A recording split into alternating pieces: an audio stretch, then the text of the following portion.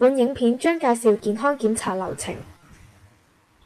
檢查前注意事項：閣下須於檢查前禁止進食8小時，以確保化驗結果準確。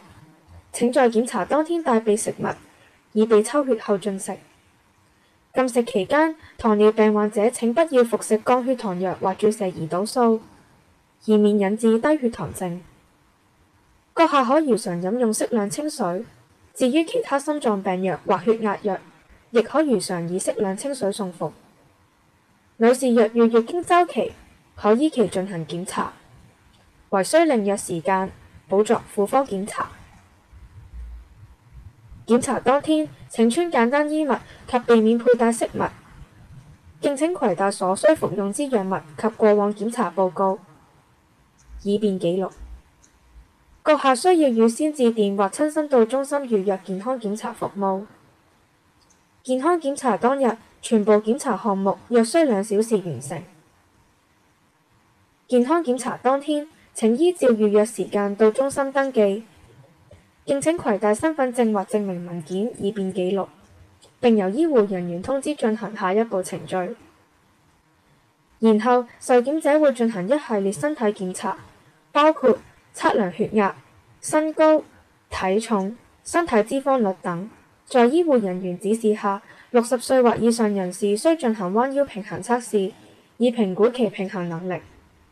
同時，受檢者亦需進行視力測試，簡單評估其視力是否出現異常。另外，受檢者可按照個人需要進行胸肺 X 光檢查。受檢者需除下身上金屬物品，例如頸鏈、上身內衣、手提電話等。如受檢者懷疑或已懷孕，請告知醫護人員，則不可進行 X 光檢查。受檢者亦可進行靜態心電圖檢查，以推測是否出現心臟異常。若閣下需加驗其他項目，例如超聲波骨質密度檢查、糖尿併發症檢查等服務，可於檢查當天向保健主任或醫生查詢。身體檢查完畢後，由保健主任或註冊護士詢問個人生活習慣、家族病史、病歷分析及提供疾病危機評估，以深入了解閣下嘅健康狀況。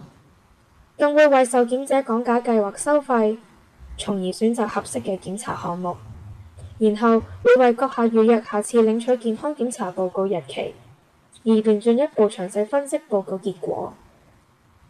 其後，受檢者會到抽血室抽取血液，以作進一步檢驗。醫護人員會按個人需要給予大小便樣本收集容器，而高血壓及糖尿病患者需進行小便樣本測試。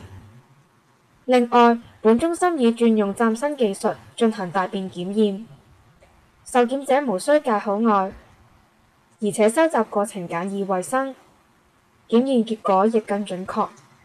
如有痔瘡出血或月經週期，均暫不適宜收集大便樣本作隱血測試。閣下需總共收集2個大便樣本，每天只可收集1次。2個樣本必須在同一星期內2個不同日子收集。其後，醫生會為受檢者進行健康評估及臨床檢查，例如子宮頸細胞抹片檢查等。當整個健康檢查完成後，請到繳費處繳交費用。所有基本檢查及家驗費用均可以醫療券、Master、Visa、現金或易辦事支付。所有檢查項目完成後約2星期，受檢者可按照領取報告通知書上嘅預約時間，到指定檢查中心聽取有關報告，並由醫護人員詳細分析健康檢查結果及提供個人化健康管理建議。定期接受身體檢查，能夠幫助了解個人健康狀況，盡早發現身體健康嘅潛在危機，從而對症下藥，防患未然。所以，下次見你嘅家庭醫生時，可帶備本中心報告以作參考。